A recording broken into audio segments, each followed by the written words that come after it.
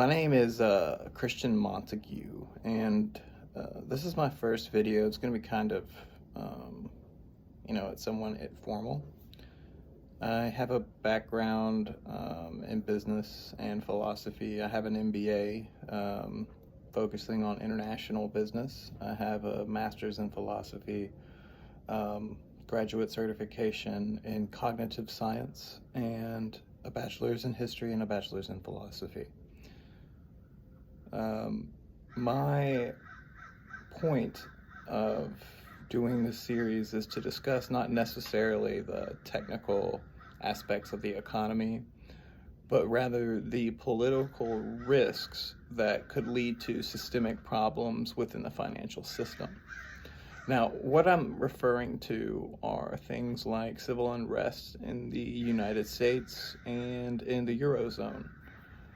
In particular, I'm going to go ahead and begin with the United States. So what we're looking at here is the elephant in the room. And the elephant in the room is that there is a small portion of the population. People have estimated around 5%, so around 13 million people have indicated that they are willing to be violent in order to keep or to put Trump back in power. 13 million people. We've already had an attack on the FBI when that raid happened at Trump's residence. And it's looking like Trump is about to be arrested for some of his different crimes, most likely espionage at least. It may be possible that he would be charged with seditious conspiracy, but what that makes the United States look like on the world stage, they may avoid that and find another means of charging him. Either way, it does seem like he will be charged. It does seem like he will be arrested. And if that occurs, I predict that some of those 13 million people, even if it's, 20, 30, a few hundred, a few thousand, will be willing to die for that cause. They will be willing to be violent. Some of them have been trained. They're former military, they're veterans, they are former police. They have backgrounds and specializations that would allow them to evade arrest and cause a lot of harm. If such a thing were to occur, it would begin to drastically impact the markets, not only here in the United States, but around the world, especially if it were to hinder trade within the United States. A good example of this would be the collapse of a supply chain, or at least the hindrance of a supply chain within the United States. And there was a neo-Nazi. He is a veteran. This veteran, I'll just refer to him as a neo-Nazi. This neo-Nazi told his followers online that you could totally disrupt a supply chain, or rather bring the United States to its knees, if you have 20 different people that are sharpshooters and they're spread across the country. And in being spread across the country, their goal would be to shoot one trucker per hour and then move to a different location and continue this process for multiple days, and then disappear for a while, and then do this again within a couple of weeks. The idea would be to create fear within the supply chain and to destabilize the supply chain. And by doing that, allowing authoritarian actors to seize power or to cause harm or to just be violent in general. This kind of possibility, and this is just one of many, is what could be the trigger that leads to a wider economic collapse within the United States and other parts of the world. There's the monetary problem where, close to 50% of all money ever printed was printed within 2 years, but again, I'll discuss that in another video. Let's move back to the Eurozone.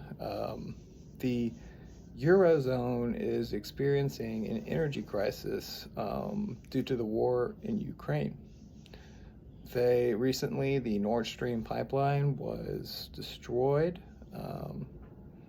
by someone, and it's pretty interesting that the agency really responsible for being a nuclear watchdog said explicitly, everyone knows who this is. And you know who's in power if they won't even say your name. So,